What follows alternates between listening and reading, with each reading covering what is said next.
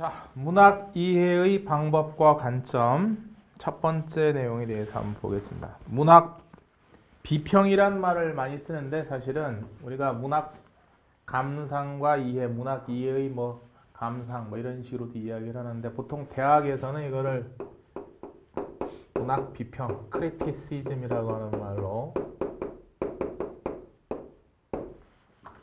많이 나타내죠. 그래서 이 문학 비평의 개념에 해당되는 내용인데 그 개념은 문학 작품에 대해 의식적으로 평가하고 감상하는 일.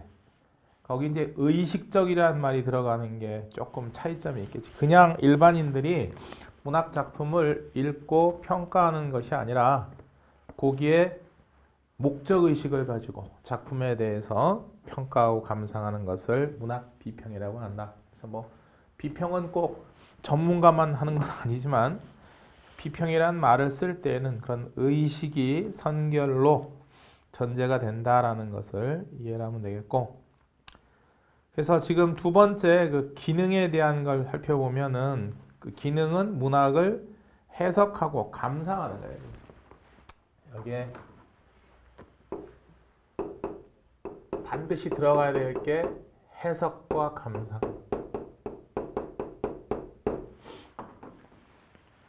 그래서 그 해석이라고 하는 것은 원본이라는 말 대신에 보통 뭘 많이 써요? 어? 우리말로 원본이라는 말을 쓰는 거고 영어로는 이걸 텍스트라 그러죠. 텍스트. 원전이라고도 합니다. 원전. 대학사회에서는 이제 이걸 원본이란 말 대신에 책 전자를 써서 원전이라고 하죠. 원전. 원전에 대한 해석.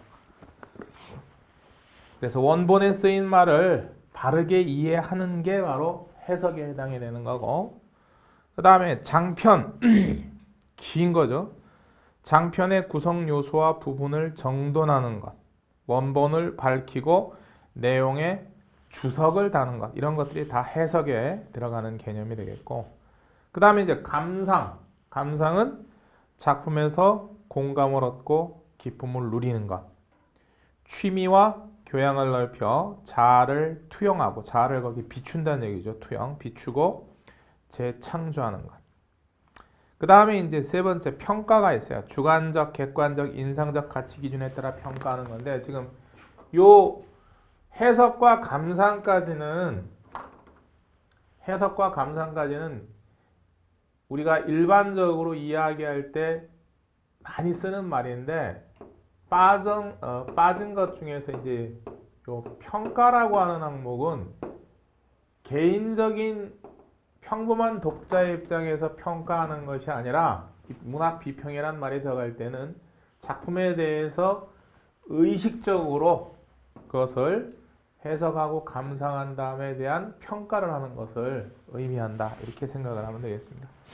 그래서 주관적, 객관적, 인상적 가치 기준이 여러 가지가 있다는 얘기고, 그래서 문학 비평의 기준은 첫 번째, 비평가 나름대로 설정한 객관적 기준이 있어요. 그래서 그 객관적 기준에 따라서 비평하는 것을 입법 비평, 다른 말로 재단 비평이라 그래. 재단 비평. 거기 입법이라는 말은 말 그대로 법을 세우는 거죠. 그래서 이 입법 비평이란 말을 달리 표현을 할 때 재단이라고 하는 건 우리가 옷을 왜 재단한다 그러잖아. 그런 것처럼 작품에 대한 그 재단을 하는 것을 이야기하는 거고, 그래서 이거를 어떤 기준, 객관 기준을 내세워서 할 때 비평을 뜻하고, 두 번째, 비평가의 주관적인 기준, 즉 비평가가 가지고 있는 인생관이나 미적 감각에 의해서 나타낼 때 이걸 이제 인상 비평이라고 그래요. 인상 비평.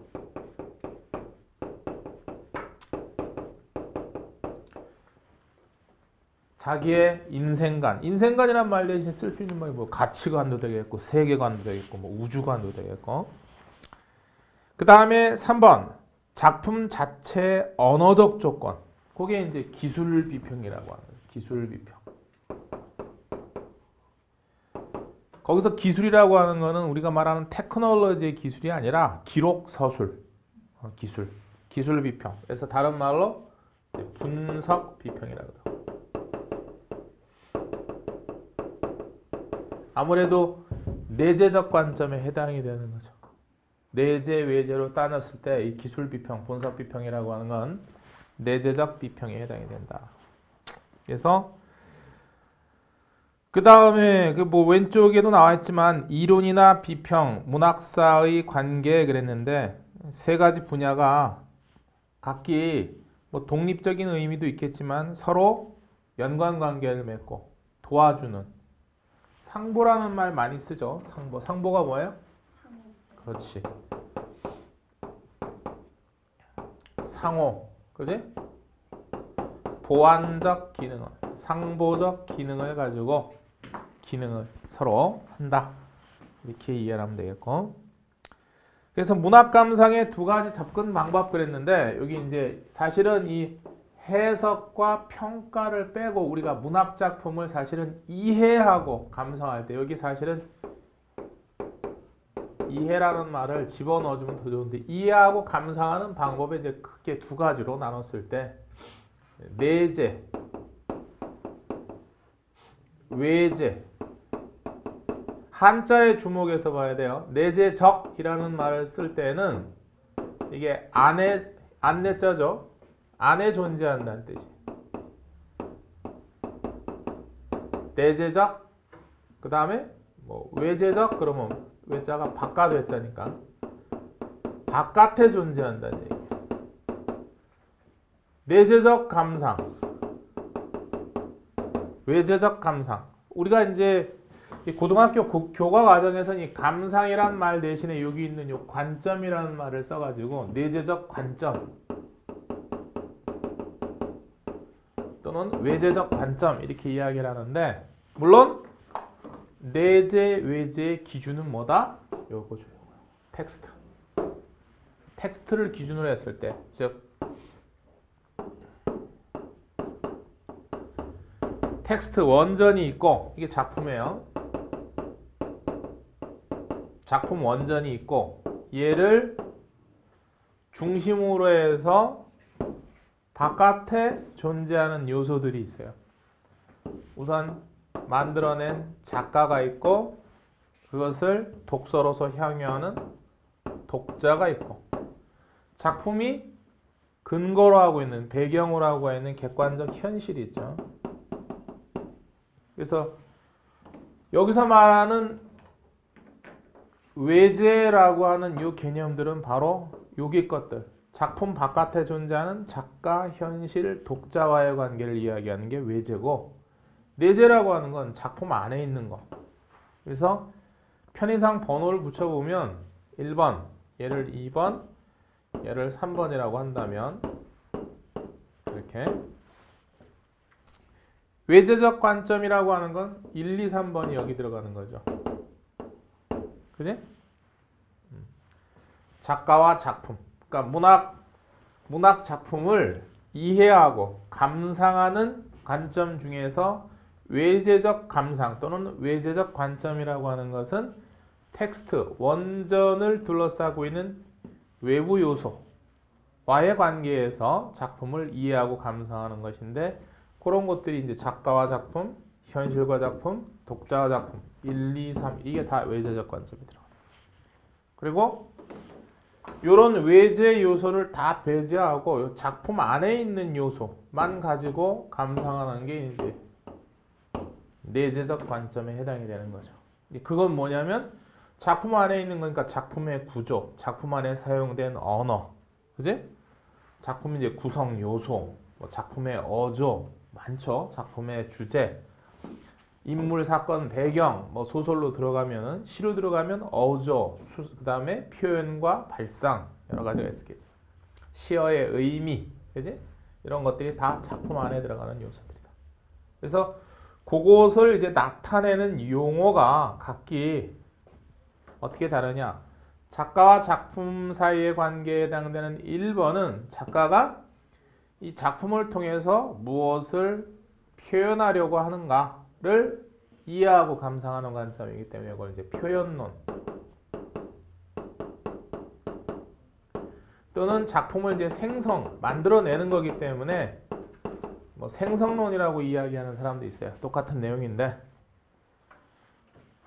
작가의 가치관, 세계관, 우주관 이런 것들이 작품 속에서 어떻게 표현되었는가 이것만 이해하고 감상하는 거죠.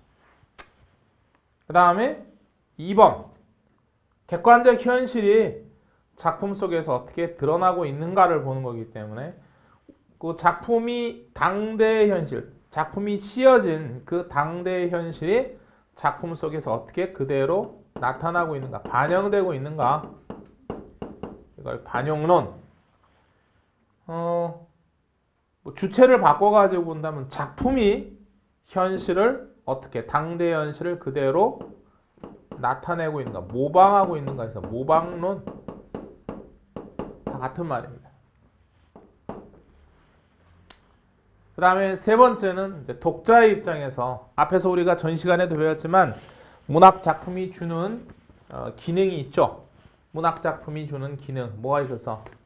쾌락설도 있었고, 그지? 그 다음에 또 이 교훈설 그 두 가지를 다 언급한 이제 절충 이런 것들이 있는데 독자가 작품을 선택을 해서 그 작품 속에서 얻게 되는 감동, 재미, 그러니까 쾌락, 그리고 교훈 이런 것들을 어떻게 느끼고 있는가를 보는 거기 때문에 이걸 이제 효용론. 어떠한 효용을 작품에서 얻는가? 또는 이걸 이제 표현하는 사람에 따라서 단어를 달리해서 수용론이라는 말을 써야 돼요. 작품, 독자가 작품을 어떻게 수용하고 있는가 이거지? 뭐 이런 것들. 그리고 이제 4번 같은 경우는 아까 얘기했던 뭐 시, 소설, 희곡, 시나리오, 수필과 같은 문학 작품 안에 있는 내부 요소만 가지고 오로지 내재, 작품 안에 있는 텍스트 안에 있는 것만 가지고 그것을 감상하는 관점이기 때문에 이걸 우리가 다른 말로 이야기할 때 이걸 절대론이라고, 절대적으로 작품만 가지고 감상하는 태도다 이거지. 절대주의적 관점, 절대론. 그리고 이제 요거를 작품 안에 있는 것들이니까 또 뭐가 있어요? 작품의 구조, 그지? 작품의 형식. 그래서 러시아에서 이제 러시아 형식주의 비평이라는 말이 나오는 거고, 프랑스 언어 주로 이제 언어를 전공한 학자들에 의해서 만들어진 프랑스 구조주의 학파, 이런 것들. 왜냐하면 작품이라고 하는 것은 언어의 집정물, 언어의 구조물이거든. 그러니까 그 작품 안에 있는 구조를 가지고 작품을 이해하는, 감상하는 그런 태도. 그래서 절대론, 절대주의적 관점, 그리고 또 뭐 이 절대론 안에 범주에 들어가는 것이 러시아 형식주의, 프랑스 구조주의, 또 미국과 영국에서 20세기에 들어와서 유행하게 됐던 신비평이라고 하는 게 있어요. 신비평, 뉴 크리티시즘 이런 것들이 다 이 작품 내부 안에 있는 요소들만 가지고 감상하는 태도가 됩니다. 그래서 거기 일단 내적인 접근 방법 그래가지고 내재 비평이라고 해놨죠. 내재 비평, 그지? 대학에서는 이걸 이제 주로 아까도 말했듯이 비평이란 용어를 사용을 해서 쓰기 때문에 내재적 감상 관점 대신에 내재 비평 이렇게 얘기를 한다. 내재적 비평, 내재 비평. 그래서 문학의 자율성, 형식을 중시하고 문학은 근본적으로 자체의 내재적인 법칙에 의해 움직여가는 고유한 구조이기 때문에 그래서 결과적으로 거기 나와 있는 용어 그대로 구조, 형식 이런 것들을 주목을 하게 된다는 얘기죠. 작품의 구조, 형식, 그 다음에 이제 운문 같은 경우는 운율 이런 것들이 감상과 분석의 대상이 된다라는 얘기죠. 거기 내재적 비평에서 비판하는 두 가지 오류, 이건 앞에서도 잠깐 나왔던 건데 두 가지 다시 한번 확인을 합니다. 의도적인 오류, intentional fallacy라고 하는 거, 의도적 오류하고 감정적 오류, effective fallacy라고 하는 거. 두 가지 내용을 알아둬야 돼요. 의도적 오류라고 하는 거.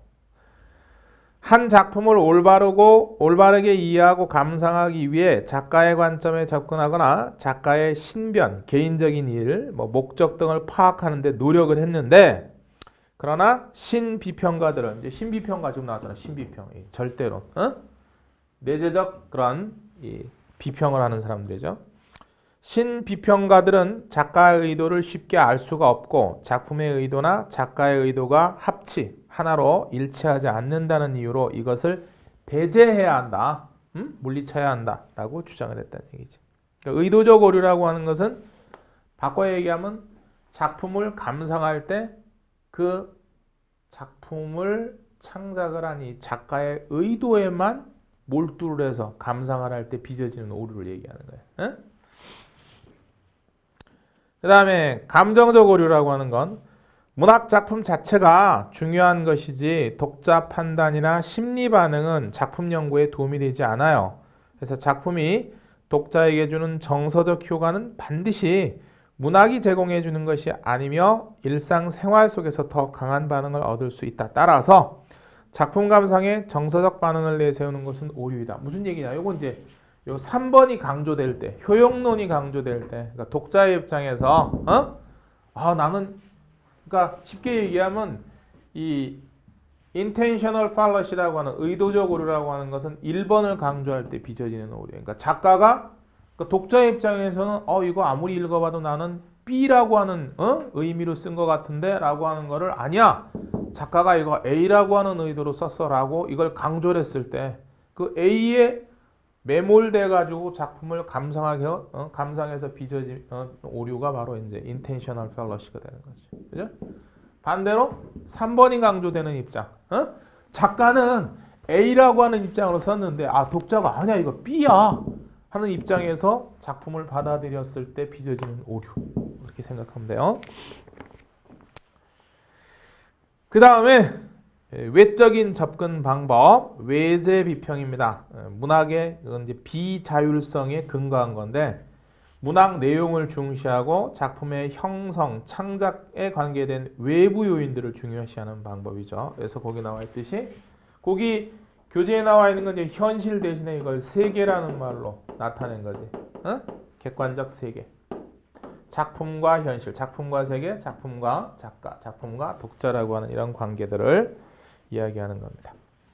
그래서 문학 작품을 사회, 문화, 제도의 한 부분으로 보는 거고 문학 연구에 이것은 이제 비본질적인 요건에 해당이 되는 거기도 하다. 그다음에 또 왼편에 나와 있는 것 중에서 이제 대상 영역에 따라서 비평을 나누는 경우도 있어요. 요거는 이론 비평과 실제 비평이라는 말로 나타내는 건데 문학의 본질, 문학의 기능, 문학의 원리, 문학의 가치 이런 일반적인 문제를 대상으로 이론적 논의가 주요 내용이 되는 비평을 우리가 이론 비평이라고 그러고 이론 비평.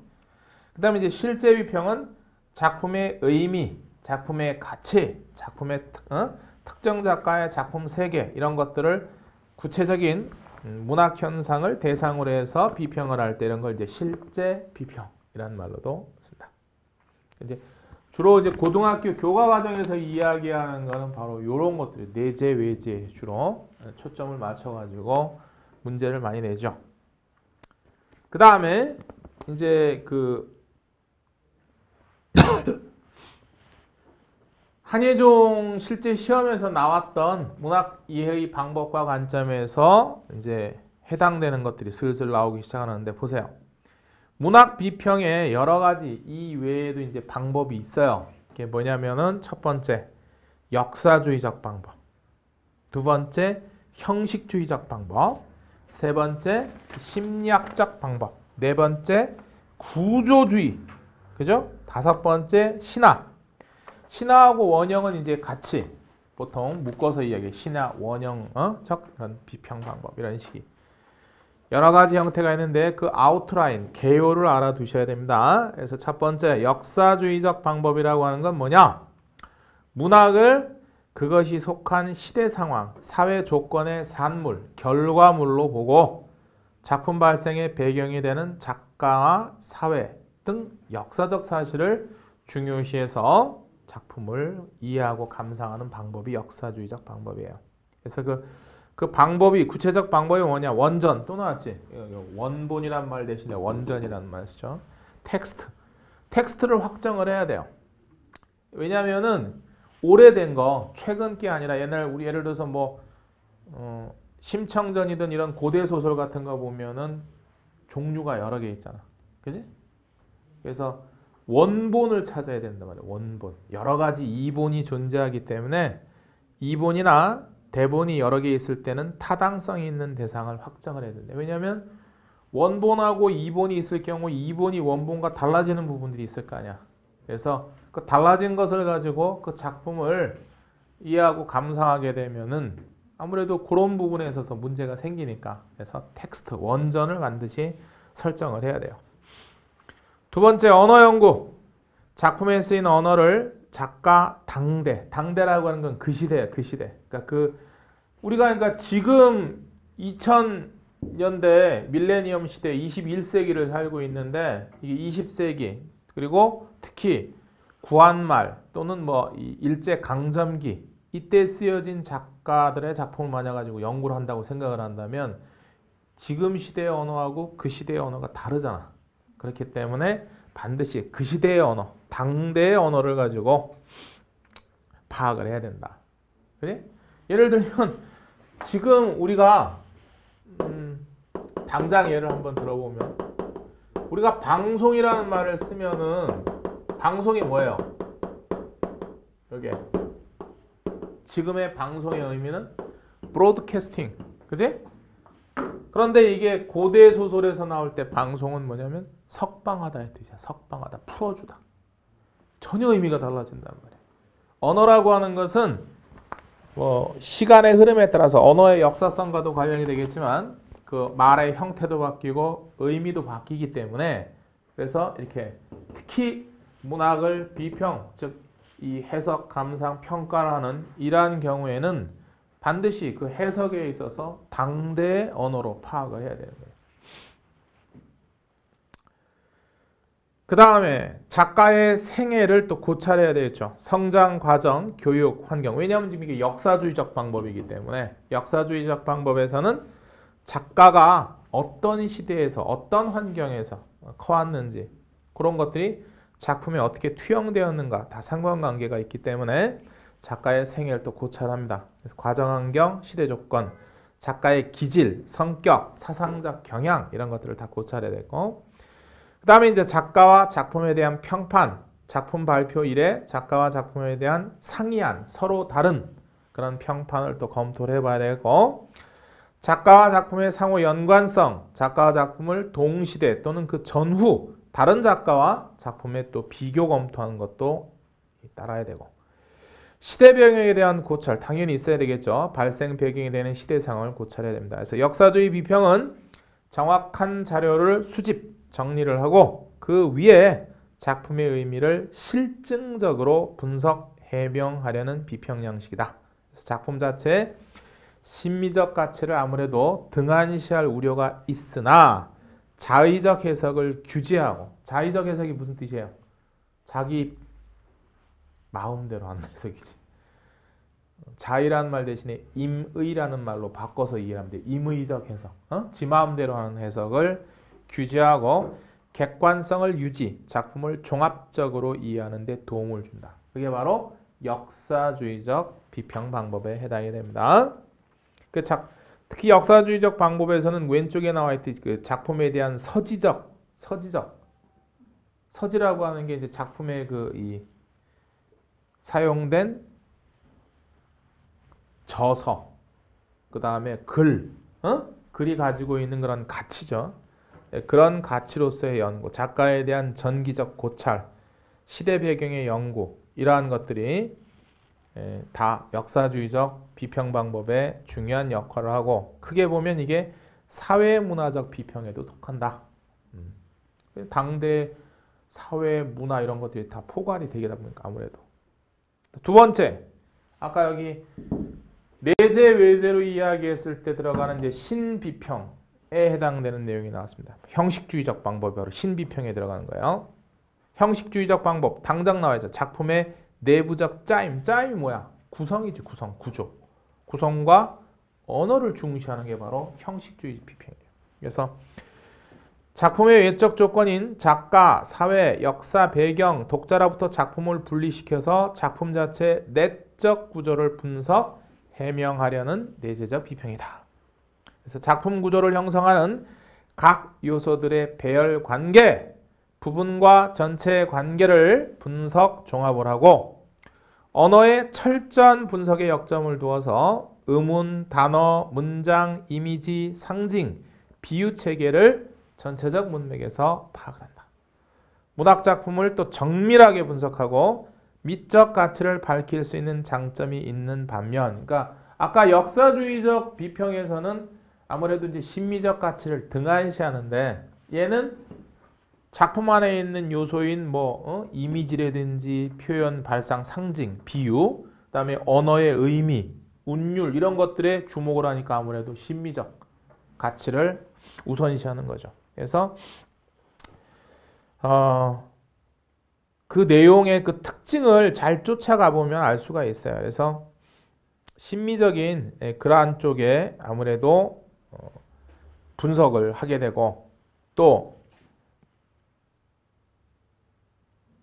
치밀한 분석, 그러니까 단점은 뭐냐면 너무 이제 요 내부적인 짜임이나 언어 구조에만 집중을 하다 보니까 치밀한 분석에 치중한 나머지 결과, 여기죠. 짧은 형식 장르에 관심이 치우치고 작품을 사회 역사적 상황으로 분리시켜서 그래서 이제 이해의 폭이 아무래도 좁아질 수 있다라는 거. 그렇잖아. 이런 요소들을 다 빼고 요것만 가지고 하다 보면은 그것만 가지고 하다 보면 예를 들면서 실제로 일제강점기 때 저항시인들의 같은 작품들을 저항시의 관점이 아닌 언어가 가지고 있는 이미지라든지 또 운율 그런 것만 가지고 이해하고 감상하다 보면 이제 그런 면이 소홀을 할 수밖에 없죠. 그다음 세 번째 이제 심리학적 방법이 있어요. 이건 이제 말 그대로 작품 해석의 이해의 심리학을 이용하는 방법입니다. 그래서 작품의 창작 과정에서 작가의 어떤 복합 심리, 컴플렉스가 작품 속에 비춰져 있는가를 연구하는 거죠. 작품 속에 나타난 심리 현상, 등장인물의 심리 이런 것들을 연구하고 작품이 또 독자의 심리에 어떤 영향을 끼치는가도 연구를 합니다. 그래서 심리학적 방법을 정리해 보면 일단 그 이론적으로 우리가 흔히 심리학에서 이야기하는 정신분석학의 이론을 도입을 한 거고 삶의 현실이 예술로 변형되는 과정을 작가의 그 특이한 심리세계와 연결해서 감상을 하는 거죠. 인물의 성격 분석, 개인적 무슨 상징의 분석 이런 것들이 다 거기에 해당이 되겠고 그 다음 네 번째는 이제 구조주의. 구조주의도 역시 내재, 크게 두 가지 관점으로 이야기하면 내재적 비평에 들어가는 거예요. 구조니까 작품의 모든 요소를 통합하고 있는 구조 자체를 파악함으로써 작품을 이해하는 방법입니다. 그래서 첫 번째 구조라고 하는 것은 정태적인 것이 정태가 뭐예요? 아니 그 태자가 모양 태자에 이게 그 모양이 정해져 있다는 게 그 정자가 고요할 정자, 움직임이 없는 거야. 정태라고 하는 거. 정태하 그러면은 뭐가 없다? 움직임이 없는 것. 움직임이 없는 형태의 것을 우리가 정태라 그러고 반대로 움직임이 있으면 이제 동태라죠. 움직일 동자를 써서 동태 하면은 움직임이 있는 것. 정태는 움직임이 없는 것. 그렇게 구별해야 돼요. 그래서 구조는 뭐다? 정태, 즉 움직임이 없는 것이 아니라 시대, 작가에 따라 변형되어서 나타나는 동태, 움직임이 있는 것이다 이거야. 살아 움직인다라고 생각을 해야 돼. 정태. 정태가 아니라 동태다. 개별적인 시, 소설 작품은 시, 소설의 갈래 구조가 구체적 작품으로 변형되어 나타난 거고 개별 작품의 구조 이외에 그것을 낳은 근본 구조도 연구를 하는 것이 바로 구조주의 방법에 해당이 되는 거다. 그래서 구조주의 방법부터 정리를 해보면 언어학자 소시루라고 하는 사람이 있어요. 어? 변형생성 문법으로 유명한 언어학자 그 소시루의 언어학에서 출발한 그러한 이론이고 작품 그 자체를 이루는 요소들의 유기적인 즉 부분과 전체가 아주 밀접한 결합으로 이루어진 완결된 구조로 작품을 보는 거예요. 그래서 문학 이외의 다른 문학적 현상의 일반 법칙도 고려를 하고 작품에 이거는 자율성을 중시하는 측면에 해당이 된다. 다섯 번째, 신화, 원형적인 방법이 있어요. 말 그대로 이제 신화적이다, 원형적이다라고 하는 건 인간의 원초적인 경험 양식인 신화의 세계에 따라서 문학이 존재한다고 보는 관점입니다. 그래서 신화, 전설, 제사의식에 나타나는 가장 원초적 형상인 원형의 원형, 그 원형이 아키타입이라 그러지? 그 원형이 후대 문학에 계속 유전되면서 변형되어 나타난다. 예를 들면 그 참고 부분을 보세요. 거기에 2번 같은 경우에 상징의 원형에 의한 작품 분석해가지고 그 예를 든 거 있잖아. 물 같은 경우에는 물을 생성, 뭔가 만들어내는 것에 상징으로 보는 거지. 또 비상은 날아가는 거죠. 또 불은 생명의 동력이면서 소멸. 또 땅은 생명의 모체. 생명의 모체라고 하는 건 땅은 저기 그 그리스 로마 신화에 보면 나오잖아. 대지의 여신 가이아. 땅이 모든 걸 다 생성하잖아. 생물들, 그죠? 식물들 이런 것들. 그런 것들이 다 신화 원형적인 그러한 방법의 해석에 해당이 되는 거예요. 물이라고 하는 건 빠지면 죽잖아. 그래서 죽음의 공간으로도 해석이 되고 또 뭐 포유류 같은 경우에는 이제 양수에서 결국 양수에 쌓여가지고 생명이 탄생을 하기 때문에 또 탄생의 공간, 생명의 공간으로 또 해석이 돼요. 물이라고 하는 게. 그게 다 뭐다? 신화 원형적인 것. 또 이렇게 땅에 이렇게 두 발을 딛고 있는 우리 인간은 하늘에 떠 있는 건 우러러 볼 수밖에 없겠지. 그러니까 하늘에 떠 있는 뭐 대표적인 거 하늘에 떠 있는 걸 우리가 뭐라 그래요? 일, 월, 성신이라 그래. 일월성신. 일, 월, 성신. 일, 태양, 월, 달, 성신, 별, 스타즈. 얘네들은 다 하늘에 떠 있잖아. 그러니까 땅에 두 발을 딛고 있는 우리 인간은 걔네들을 볼 때 우러러 볼 수밖에 없죠. 그러니까 이거는 일월성신은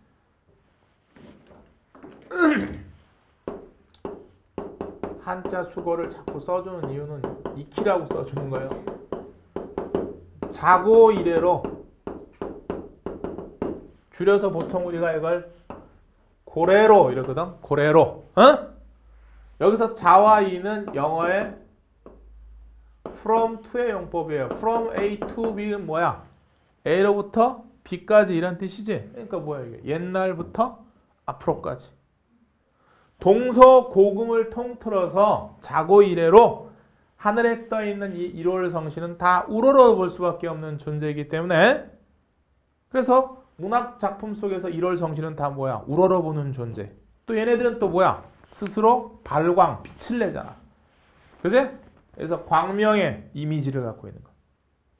또 그렇기 때문에 우러러보고 빛을 내는 존재의 어떤 상징이 될 수 있는 옛날 왕정 사회에서는 절대자, 1인자를 또 상징하는 것으로 사용이 되기도 하고. 이해되죠? 어둠을 물리치는 광명의 이미지. 또 우리가 이렇게 비나이다 우리가 많이 했잖아요. 옛날에 우리 조상들. 그러니까 기원의 대상, 소망과 기원의 대상. 이런 것들이 다 뭐다? 신화 원형적인 그런 이미지로서 작용하는 것들. 그래서 작품 속에서 신화 요소들을 찾아내어 그것의 원형이 어떤 변형인가를 밝혀낸다. 그래서 뭐 집단 무의식의 원천적 경험의 유형이 그 원리적 상징을 반복한다고 보는 건데 이건 인류의 오랜 삶 속에서 동양이든 서양이든 그 면면이 이어지는 삶 속에서 자연스럽게 형성된 그러한 이미지라고 보면 돼. 이런 것들은. 예외가 없단 말이에요. 예외가. 동서, 동양과 서양, 고금, 옛날과 지금을 통틀어서 보편적으로 어떻게 보면은 신화 원형적인 이미지는 각인이 돼요. 이게 동양은 다르고 서양은 다르고 이러면 안 된단 말이야. 그 다음에 이제 작품 이해의 관점, 현실, 작품, 작가, 독자의 관계, 이게 나왔죠. 지금. 그죠? 거기 나와 있는 게 결국 이 내용인데, 표현론적 관점, 1번이죠. 작가와 작품. 작품을 작가의 체험, 사상, 감정 등을 표현한 것으로 보아 창작 의도, 작가의 전기, 심리 등을 이해하는 거예요. 예를 들면 이광수의 그 무정은 이광수의 생애가 투영된 것이다 라고 보는 거. 그러니까 거기에 나와 있는 남자 주인공 이 형식이 바로 춘원 이광수의 어떤 퍼스나, 페르소나라 그러죠. 문학 비평용어로. 이거 알아둬야 되는 말들인데 다. 이거를 이제 퍼스나라고도 하고 페르소나라고도 하는데 이게 뭐야? 작가의 허구적 대리인이죠. 작가의 허구적 대리인. 그러니까 작가를 대신해서 작품 속에서 역할을 하고 있는, 쉽게 얘기하면 작가의 분신이라는 얘기야. 분신. 그걸 이제 문학 비평용으로 우리가 페르소나라 그래. 페르소나, 퍼스나, 페르소나. 그러니까 거기 춘원 이광수의 우리나라 최초의 근대 소설로 꼽히는 무정에 나오는 남자 주인공 이 형식은 어떻게 보면은 이광수의 페르소나다. 이렇게 이야기할 수 있다는 얘기지. 그 다음 두 번째, 반영론적 관점. 2번에 해당이 되는 거죠. 2번. 세계, 즉 객관적 현실과 작품과의 상관관계를 보는 거예요. 그래서 작품을 현실 세계의 반영으로 보아 작품이 대상으로 삼은 현실 세계를 연구하고 작품에 반영된 세계와 대상 세계를 비교 검토하는 거예요. 예를 들면 고대 소설 흥부전은 신분 체계의 변동, 경제 제재 재편성으로 인한 빈부간 갈등으로 조선 후기의 사회상을 반영하고 있는 것이다. 이렇게 해석하는 거. 세 번째, 효용론적 관점. 여기죠. 3번에 해당되는 거.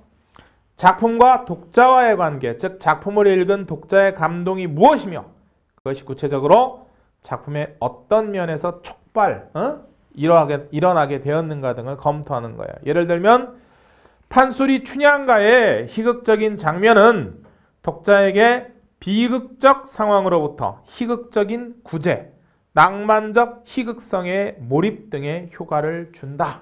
이런 해석. 그런 것들이 다 효용론적 관점에 해당이 되는 것들이라고 하시는 거고. 네 번째, 바로 절대론, 절대주의적 관점이죠.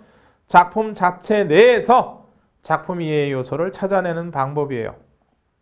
예를 들면 현진건의 운수 좋은 날에 나오는 겨울비는 아내의 죽음을 암시하는 기능적 배경일 뿐만 아니라 하층민의 열악한 삶의 조건을 표상하는 것일 수도 있다는 얘기죠.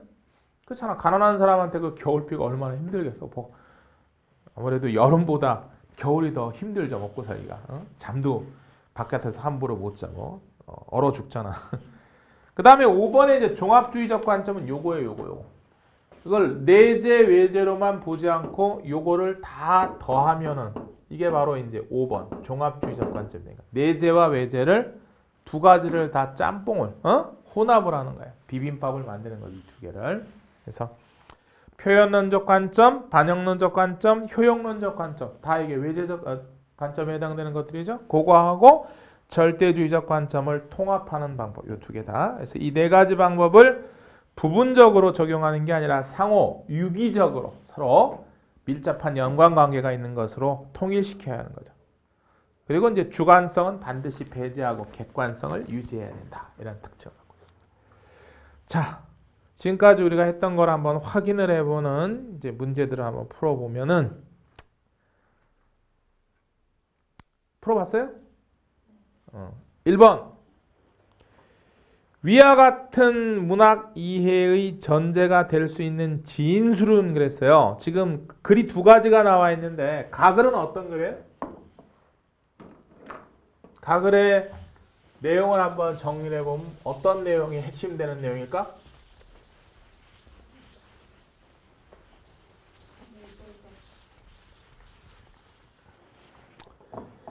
이 작품은 그 부제가 서브젝트, 그죠? 부제가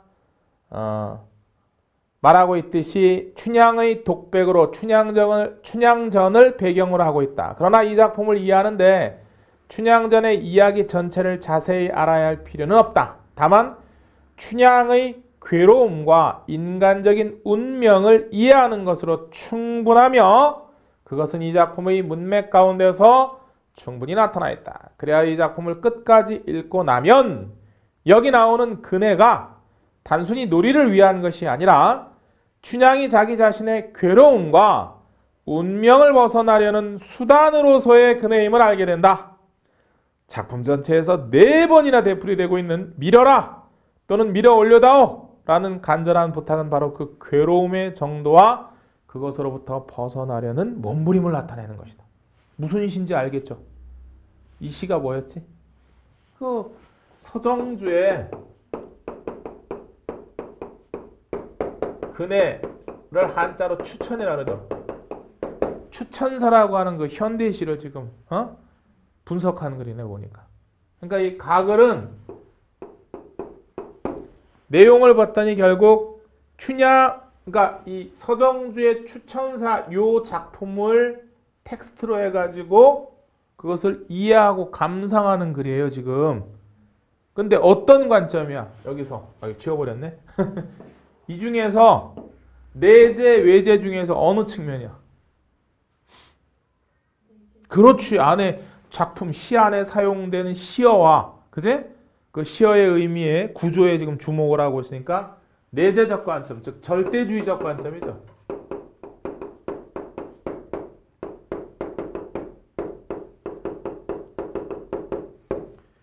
서정주의 추천사라는 시를 절대주의적 관점에서 지금 서술하고 있는, 그죠?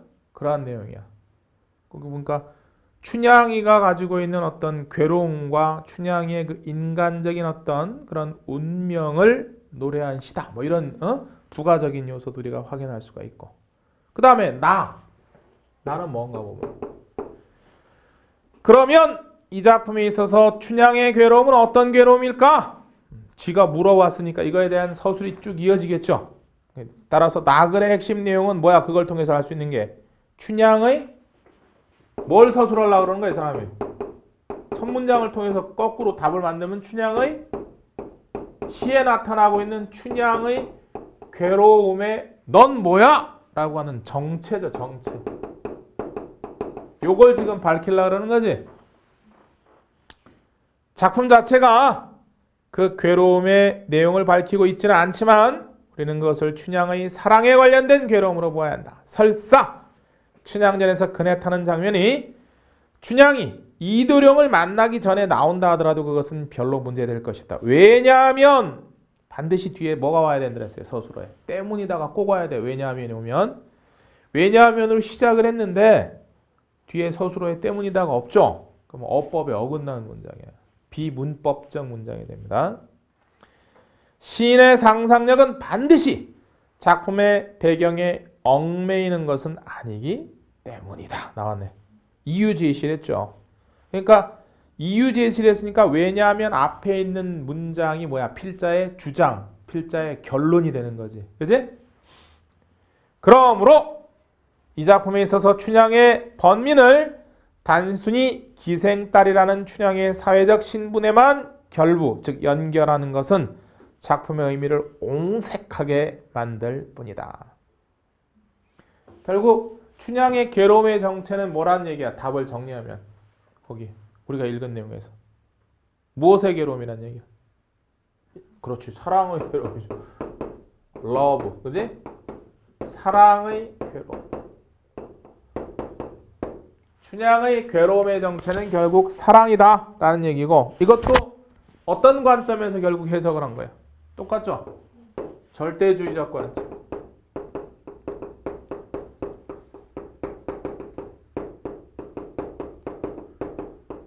요거를 다시 한번 확인을 해주고 있어요. 확인.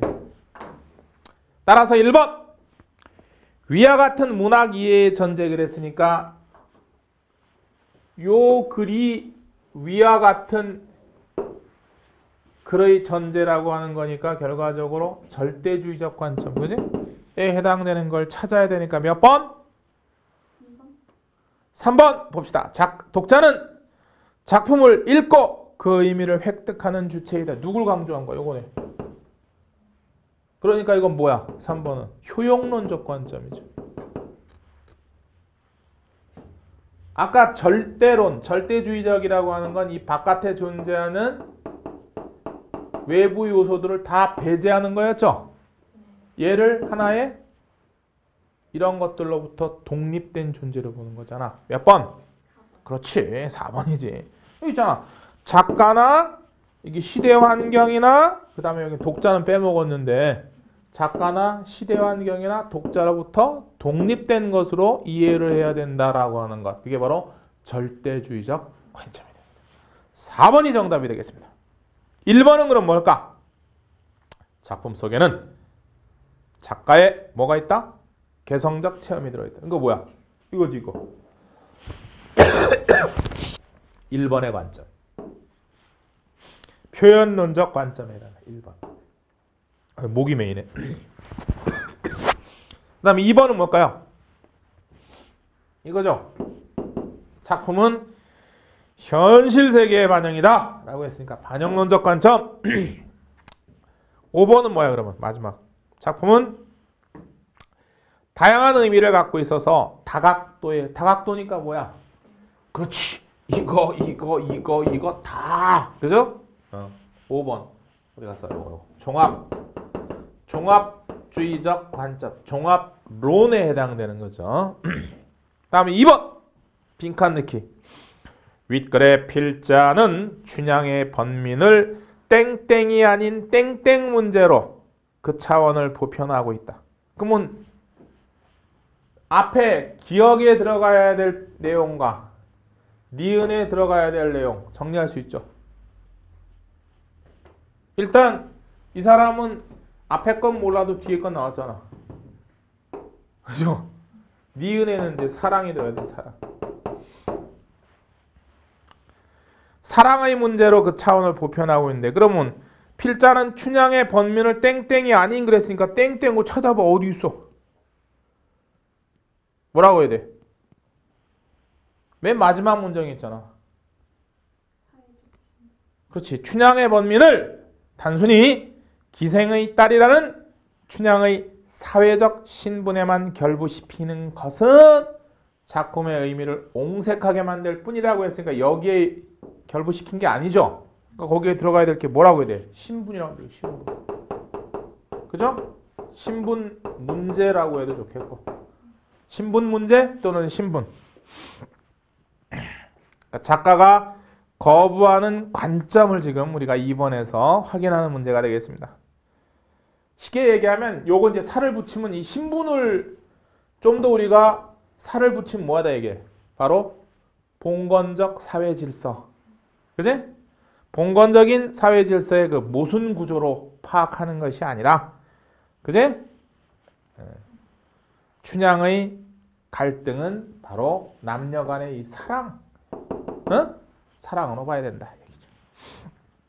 3번 문맥상 그 수단이라는 말과 바꿔 쓸 수 있는 요 수사 조건이 이거네. 레토릭 수사상의 용어. 수사상의 용어로 바꿔치기를 해보래요. 문맥상 수단으로서. 그럼 거기 그 말 집어넣으면 춘향이 자기 자신의 괴로움과 운명을 벗어나려는 땡땡으로서의 그네. 어떤? 수사.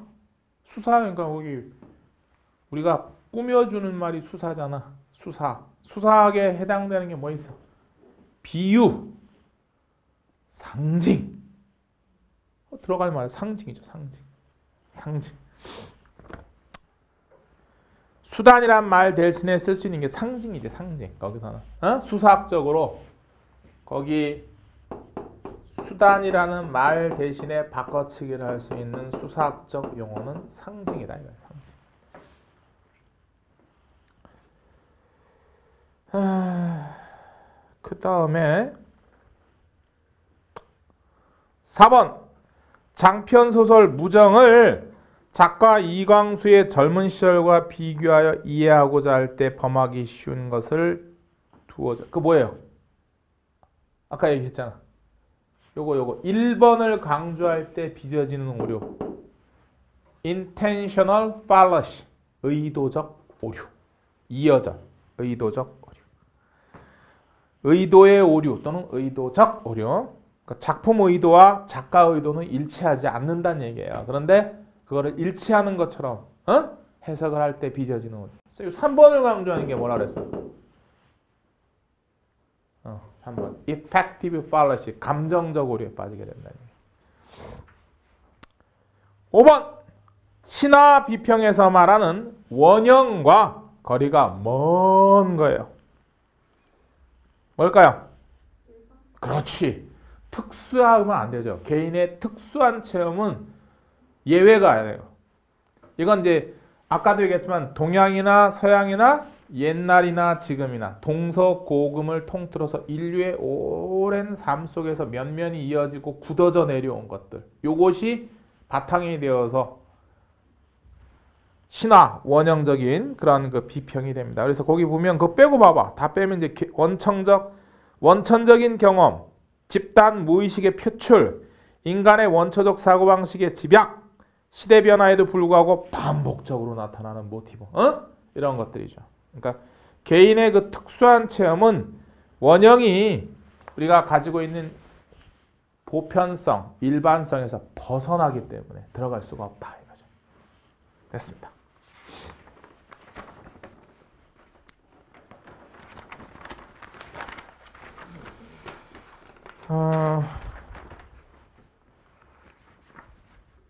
거기까지 잠깐 하고 5분만 쉬었다가 이번에는 이제 저번에 우리 했던 거 모의평가 언어예술 지문 그거 정답을 한번 쭉 맞춰보도록 하겠습니다.